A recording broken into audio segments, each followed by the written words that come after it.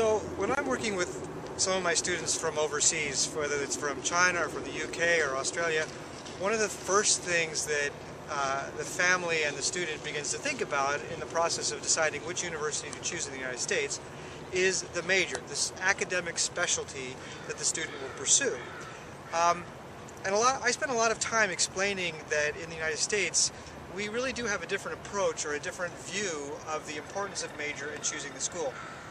So to give you an example, I'm here at the campus of University of Washington in Seattle, and we attended a information session, and it was made very clear to us that while University of Washington has 180 different majors, that's a lot of different majors, the choice of major is not at all considered in the admissions review. So as you choose, as you put your application in, you may mark on there which major you prefer, but you are not being accepted to that major when you are accepted to the university. There are a few exceptions to that and technicalities where there are some direct admissions to particular majors, but those are very much the minority. Generally speaking, here at UW, the major is not considered in admissions.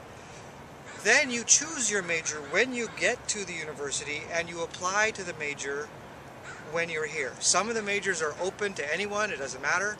Some of them may have a few requirements, and as long as you meet those requirements, you're automatically in. And then there are some majors though, like computer science, business, nursing, that you have to apply. There is a whole application process that you go through in the first or second year to be accepted to that major.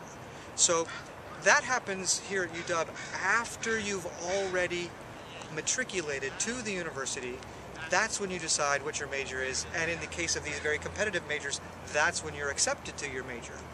So again, for students who are coming from other countries who are looking at a place, whether it's the University of Washington or the University of Virginia or even Harvard or Princeton or Yale, the major is something that is chosen once you arrive on the campus, after you have already been admitted.